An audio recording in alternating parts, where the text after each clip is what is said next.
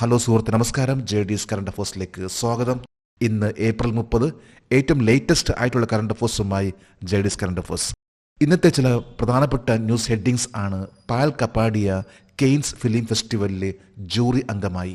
Indian ബഹിരാകാശ യാത്രികനായിട്ടുള്ള group captain Subhan Shukla May 29 ISSലേക്ക് പറക്കും. ഏഷ്യൻ യോഗാസന സ്പോർട്സ് ചാമ്പ്യൻഷിപ്പിൽ ഇന്ത്യ 1ാം സ്ഥാനത്ത്. കാനഡയുടെ പുതിയ പ്രധാനമന്ത്രിയായി കാർണി. ഇത്തരത്തിലുള്ള ലേറ്റസ്റ്റ് കറണ്ട് അഫേഴ്സുമായി JD's കറണ്ട് അഫേഴ്സ്. നമുക്ക് ഇന്നത്തെ ലേറ്റസ്റ്റ് ആയിട്ടുള്ള കറണ്ട് അഫേഴ്സിലേക്ക് പോകാം. ഒരു ന്യൂസ് ഹെഡിംഗ് ആണ്: Cannes 2025 India film maker Payal Kapadia join as jury member. Cannes 2025 Indian ചലച്ചിത്ര നിർമ്മാതാവ് പായൽ കപ്പാഡിയ ജൂറി അംഗമായി. നമുക്ക് ഈ കറണ്ട് അഫേഴ്സിന്റെ ഡീറ്റെയിൽസിലേക്ക് പോകാം. വരാനിരിക്കുന്ന 78ാമത് കാൻ ഫിലിം ഫെസ്റ്റിവലിൽ ജൂറി അംഗമാകുന്ന ഇന്ത്യൻ ചലച്ചിത്ര നടിയുടെ പേര് പായൽ കപ്പാഡിയ. വരാൻ പോകുന്ന കെയ്ൻ ഫിലിം ഫെസ്റ്റിവൽ ഈ ഫെസ്റ്റിവലിലെ 78ാമത്തെ ഫിലിം ഫെസ്റ്റിവൽ ആണ് നടക്കാൻ പോകുന്നത്. ഇന്ന് ലോകത്തിന് അറിയപ്പെടുന്ന ഏറ്റവും ഫേമസ് ആയിട്ടുള്ള ഒരു ഫിലിം ഫെസ്റ്റിവൽ ആണ് കെയ്ൻസ് ഫിലിം ഫെസ്റ്റിവൽ. ഈ ഫിലിം ഫെസ്റ്റിവലിലാണ് ഡയറക്ടർ ആയിട്ടുള്ള ഫിലിം മേക്കർ ആയിട്ടുള്ള പായൽ കപ്പാഡിയെ ജൂറി അംഗമായിട്ട് എടുത്തിട്ടുള്ളത്. All we imagine as light എന്ന ചിത്രത്തിലൂടെയാണ് പായൽ കപ്പാഡിയ വളരെ ഫേമസ് ആയിട്ടുള്ളത്. Cannes film festival grand prix നേടിയ ഏക ഇന്ത്യൻ ചലച്ചിത്ര നിർമ്മാതാവ് ആരാണ്? Payal Kapadia. The only Indian grand prix നേടുന്ന വ്യക്തിയാണ് പായൽ കപ്പാഡിയ. 2024 കെയ്ൻ ഫിലിം ഫെസ്റ്റിവലിലാണ് പായൽ കപ്പാഡിയ ഈ ഒരു നേട്ടം കൈവരിച്ചിട്ടുള്ളത്. All we imagine as light എന്ന ചിത്രത്തിനാണ് 2024 കെയ്ൻ ഫിലിം ഫെസ്റ്റിവലിൽ വളരെ പ്രസ്റ്റീജിയസ് ആയിട്ടുള്ള ഗ്രാൻഡ് പ്രി അവാർഡ് നേടിയിട്ടുള്ളത്. ലോകത്തിലെ ഏറ്റവും വലിയ ചലച്ചിത്ര മേളകളിൽ ഒന്നാണ് കെയ്ൻ ഫിലിം ഫെസ്റ്റിവൽ. ഏത് രാജ്യമാണ് ഇത് സംഘടിപ്പിക്കുന്നത്? ഫ്രാൻസ്. ഫ്രാൻസിലെ ഏറ്റവും ഫേമസ് ആയിട്ടുള്ള, അതുപോലെ തന്നെ ലോകത്തിലെ ഏറ്റവും ഫേമസ് ആയിട്ടുള്ള ഫിലിം ഫെസ്റ്റിവൽ ആണ് കെയ്ൻ ഫിലിം ഫെസ്റ്റിവൽ. 78ാമത്തെ ഫിലിം ഫെസ്റ്റിവൽ ആണ് വരാൻ പോകുന്നത്. ഇതിലാണ് പായൽ കപ്പാഡിയ ജൂറി അംഗമായിട്ടുള്ളത്. അടുത്തൊരു ന്യൂസ് ഹെഡിംഗ് ആണ്: AX4 mission Indian astronaut Shukla to fly to ISS. AX4 ദൗത്യം ഇന്ത്യൻ ബഹിരാകാശ യാത്രിക ശുക്ല ISSലേക്ക് പറക്കും. ഇതിനു മുമ്പും പല പ്രാവശ്യം കറണ്ട് അഫേഴ്സിൽ വന്നിട്ടുള്ള ഒന്നാണ് ISSലേക്ക് ഇന്ത്യൻ ആസ്ട്രോനോട്ട് പറക്കുന്ന കാര്യം. ഇപ്പോൾ പുതിയ ഡേറ്റ് പ്രഖ്യാപിച്ചിരിക്കുകയാണ്. എന്നാണ് ഇന്റർനാഷണൽ സ്പേസ് സ്റ്റേഷനിലേക്ക് ഗ്രൂപ്പ് ക്യാപ്റ്റൻ സുഭാൻ ശുക്ല പറക്കാൻ പോകുന്നത്? നമുക്ക് ഈ കറണ്ട് അഫേഴ്സിന്റെ ഡീറ്റെയിൽസിലേക്ക് പോകാം.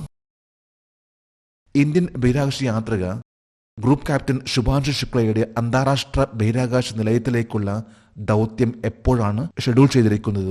എപ്പോഴാണ് തീരുമാനിച്ചിരിക്കുന്നത്? 2025 മെയ് 29. വരാൻ പോകുന്ന മെയ് 29, അടുത്ത മാസം, ഏതാണ്ട് ഒരു മാസം ഉള്ളൂ. അതായത് ഇന്റർനാഷണൽ സ്പേസ് സ്റ്റേഷനിലേക്ക് ഇന്ത്യയിലെ ആദ്യത്തെ ഒരു ആസ്ട്രോനോട്ട് പറക്കാൻ പോകുന്നത്. അന്താരാഷ്ട്ര ബഹിരാകാശ നിലയം സന്ദർശിക്കുന്ന ആദ്യ ഇന്ത്യക്കാരൻ ആരായിരിക്കും? Group captain Subhan Shukla. ഗഗൻയാൻ മിഷനിലേക്ക് ഇന്ത്യയിൽ നിന്ന് 4 പേരാണ് സെലക്ട് ചെയ്തിട്ടുള്ളത്. അതിൽ ഒരു വ്യക്തിയാണ് സുഭാൻഷു ശുക്ല. സുഭാൻഷു ശുക്ല ഇന്ത്യൻ എയർഫോഴ്സിലെ ഗ്രൂപ്പ് ക്യാപ്റ്റൻ എന്ന ആ റാങ്കിൽ നിൽക്കുന്ന വ്യക്തിയാണ്. അദ്ദേഹമായിരിക്കുള്ളൂ. അതായത് ഗ്രൂപ്പ് ക്യാപ്റ്റൻ സുഭാൻ ശുക്ലയാണ് വരാൻ പോകുന്ന മെയ് 29 ഇന്റർനാഷണൽ സ്പേസ് സ്റ്റേഷനിലേക്ക് പറക്കാൻ പോകുന്നത്.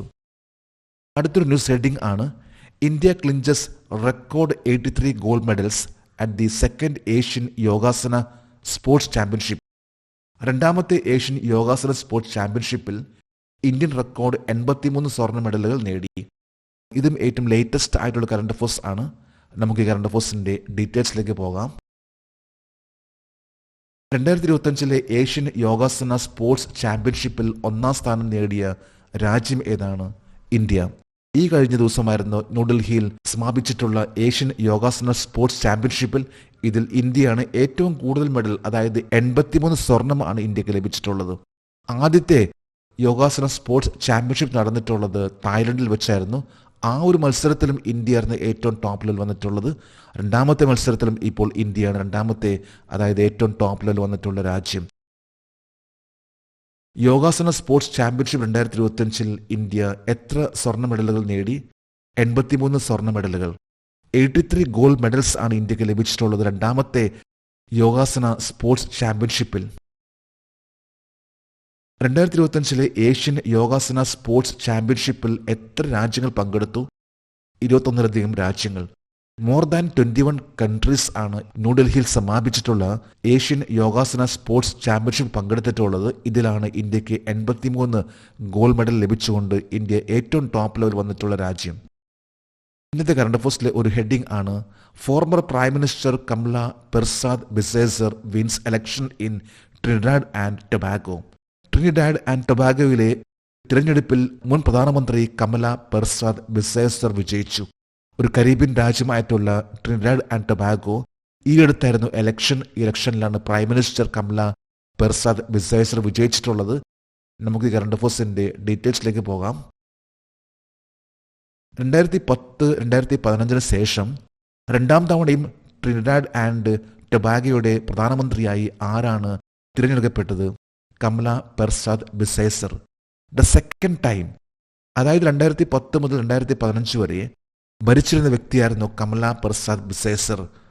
ട്രിനിഡാഡ് ആൻഡ് ടൊബാഗോ എന്ന രാജ്യത്തിന്റെ പ്രൈം മിനിസ്റ്റർ ആയിരുന്നു 2010 മുതൽ 2015 വരെ.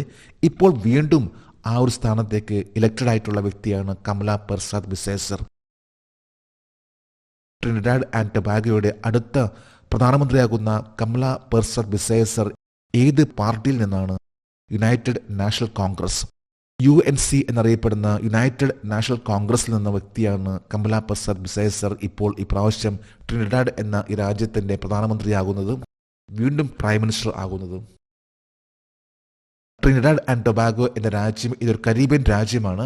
വെനിസുലയാണ് ഏറ്റവും അടുത്ത രാജ്യം. ഈ രാജ്യത്തിന്റെ ക്യാപിറ്റൽ ആണ് port of Spain. Port of Spain എന്നതാണ് ഈ രാജ്യത്തിന്റെ ക്യാപിറ്റൽ. സൗത്ത് അമേരിക്കയിൽ വരുന്ന ഒരു രാജ്യമാണ്. ഇവിടുത്തെ ഒഫീഷ്യൽ ലാംഗ്വേജ് ആണ് ഇംഗ്ലീഷ്. ഒരു കരീബിയൻ രാജ്യമായ ട്രിനിഡാഡ് ആൻഡ് ടൊബാഗോയെ നയിച്ച ഒരേയൊരു വനിതയുടെ പേര് കമല പെർസാദ് ബിസേസർ. കമല പെർസാദ് ബിസേസർ എന്ന വ്യക്തിയാണ്, അതായത് ആ ഒരു രാജ്യം, കരീബിയൻ രാജ്യം, അതിനെ നയിച്ചിട്ടുള്ള വ്യക്തി.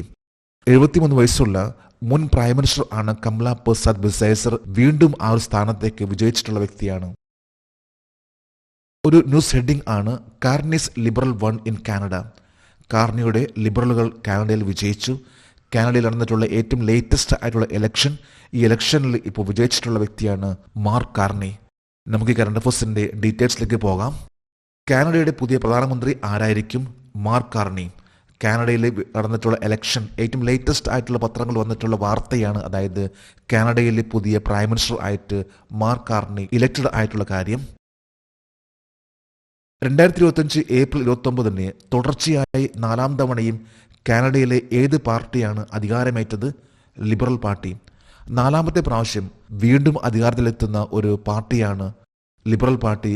കാനഡയിൽ ഏറ്റവും കൂടുതൽ ഡോമിനേറ്റ് ചെയ്തുകൊണ്ടിരിക്കുന്ന, ആധിപത്യം പുലർത്തിയിട്ടുള്ള പാർട്ടിയാണ് ലിബറൽ പാർട്ടി. ലിബറൽ പാർട്ടിയിലെ അംഗമാണ് മാർക്ക് കാർണി. മാർക്ക് കാർണിയാണ് കാനഡയുടെ പുതിയ പ്രൈം മിനിസ്റ്റർ. കുറച്ച് നാളുകളായിട്ട് ഇന്ത്യയായിട്ട് നല്ലൊരു ബന്ധം ആയിരുന്നില്ല കാനഡയുടെ. എന്നാൽ ഇപ്പോൾ മാർക്ക് കാർണി വന്നു കഴിഞ്ഞാൽ ഇന്ത്യ നല്ലൊരു ബന്ധം ഉണ്ടാകുമെന്ന് പ്രതീക്ഷിക്കുന്നു. കാനഡയുടെ പ്രധാനമന്ത്രിയുടെ കാലാവധി എത്രയാണ്? 5 വർഷം. 5 ഇയേഴ്സ് ആണ് കാനഡ എന്ന രാജ്യത്തിന്റെ, അതായത് കാനഡ എന്ന രാജ്യത്തിന്റെ ഏറ്റവും ടോപ്പ് ലെവലിൽ വരുന്ന ഹെഡ് എന്ന് പറയുന്ന ആ രാജ്യത്തിന്റെ പ്രൈം മിനിസ്റ്ററുടെ കാലാവധി. 2025 മാർച്ചിൽ ജസ്റ്റിൻ ട്രുഡോയെ മാറ്റി സ്ഥാപിച്ച ശേഷം ആരാണ് കാനഡയുടെ പ്രധാനമന്ത്രിയായത്? Mark Carney. കഴിഞ്ഞ മാർച്ചിൽ, അതായത് 2025 ജനുവരിയിൽ ജസ്റ്റിൻ ട്രൂഡോ, പ്രൈം മിനിസ്റ്റർ ആയിരുന്ന ജസ്റ്റിൻ ട്രൂഡോ പ്രഖ്യാപിച്ചിരുന്നു, അതായത് കാനഡയിലെ പ്രൈം മിനിസ്റ്റർ സ്ഥാനം ഒഴിയുകയാണെന്നും റിസൈൻ ചെയ്യുകയാണെന്നും. അതനുസരിച്ച് മാർച്ചിൽ അദ്ദേഹം റിസൈൻ ചെയ്യുകയും ആ സ്ഥാനത്തേക്ക് എത്തിയിട്ടുള്ള വ്യക്തിയായിരുന്നു മാർക്ക് കാർണി.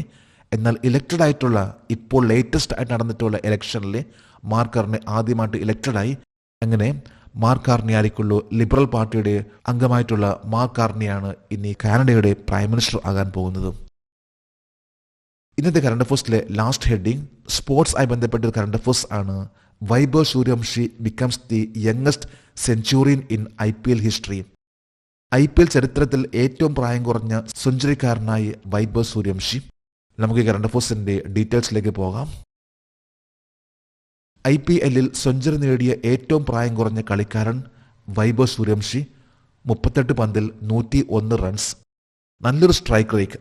ഈ കഴിഞ്ഞ ദിവസമായിരുന്നു വൈഭവ് സൂര്യവംശി IPL സെഞ്ചുറി നേടിക്കൊണ്ട് ഏറ്റവും യങ്ങസ്റ്റ് പ്ലെയർ എന്ന സ്ഥാനം നേടിയിട്ടുള്ളത്. അതുപോലെ തന്നെ വൈഭവ് സൂര്യവംശി ഏറ്റവും യങ്ങസ്റ്റ് പ്ലെയർ ആയിരുന്നു IPL കളിക്കുന്ന താരം. യങ്ങസ്റ്റ് പ്ലെയർ എന്ന രീതിയിൽ ആദ്യമായിട്ട് ബാറ്റ് ചെയ്യാൻ ഇറങ്ങിയ ദ ഫസ്റ്റ് ബോളിൽ തന്നെ 6 നേടിയ വൈഭവ് സൂര്യവംശി അന്നും ഒരു റെക്കോർഡ് സൃഷ്ടിച്ചിരുന്നു. അതുപോലെ തന്നെ first boundary, the youngest player to hit first boundary, ഏറ്റവും പ്രായം കുറഞ്ഞ വ്യക്തി ബൗണ്ടറി അടിക്കുന്ന റെക്കോർഡും ഉണ്ടാക്കിയിട്ടുള്ള വ്യക്തിയാണ്. എന്നാൽ ഇപ്പോൾ സെഞ്ചുറി നേടുന്ന യങ്ങസ്റ്റ് പ്ലെയർ എന്ന ആ ഒരു റെക്കോർഡ് കൂടി വൈഭവ് സൂര്യവംശി നേടിക്കൊടുത്തു. IPL സെഞ്ചുറി നേടുന്ന ഏറ്റവും പ്രായം കുറഞ്ഞ കളിക്കാരനായ വൈഭവ് സൂര്യവംശി ഏത് പ്രായത്തിലാണ് മാറിയത്? 14 വയസ്സ് 32 ദിവസം. വെറും 14 വയസ്സും 32 ദിവസം ഉള്ള സമയത്താണ് IPL സെഞ്ചുറി നേടിയിട്ടുള്ള വൈഭവ് സൂര്യവംശിയുടെ നേട്ടം. The youngest player to hit a century. ഏത് IPL ടീമിനെതിരെയാണ് വൈഭവ് സൂര്യവംശി സെഞ്ചുറി നേടുകയും IPL ചരിത്രത്തിൽ സെഞ്ചുറി നേടുന്ന ഏറ്റവും പ്രായം കുറഞ്ഞ കളിക്കാരനായി മാറുകയും ചെയ്തത്? ഗുജറാത്ത് ടൈറ്റാൻസ്. രാജസ്ഥാൻ റോയൽസിന്റെ പ്ലെയർ ആണ് വൈഭവ് സൂര്യവംശി. ഗുജറാത്ത് ടൈറ്റാൻസ് ആയിട്ടുള്ള മത്സരത്തിലാണ് 38 പന്തിൽ 101 റൺസ് നേടിക്കൊണ്ട് the youngest player to hit century എന്ന ആ ഒരു റെക്കോർഡ് ഉണ്ടാക്കിയിട്ടുള്ളത്. ഏറ്റവും യങ്ങസ്റ്റ് പ്ലെയർ ആണ്. കേവലം 14 വയസ്സ് 32 ദിവസം ഉള്ളപ്പോഴാണ് സെഞ്ചുറി നേടുന്ന യങ്ങസ്റ്റ് പ്ലെയർ ആയിട്ട് മാറുകയും ചെയ്തിട്ടുള്ളത്. നമ്മളിന്ന് 18 കറണ്ട് അഫേഴ്സും അതുമായി ബന്ധപ്പെട്ട GK ആണ് ഇവിടെ ഡിസ്കസ് ചെയ്തിട്ടുള്ളത്. ജേഴ്സ് കറണ്ട് അഫേഴ്സിന്റെ ഇന്നത്തെ ഈ വീഡിയോ കണ്ടിട്ട് ഇഷ്ടപ്പെട്ടെങ്കിൽ ഈ ചാനൽ സബ്സ്ക്രൈബ് ചെയ്യാനും ഷെയർ ചെയ്യാനും മറക്കരുത്. നമുക്ക് നാളെ വീണ്ടും പുതിയ കറണ്ട് അഫേഴ്സുമായിട്ട് കാണാം. Thank you very much.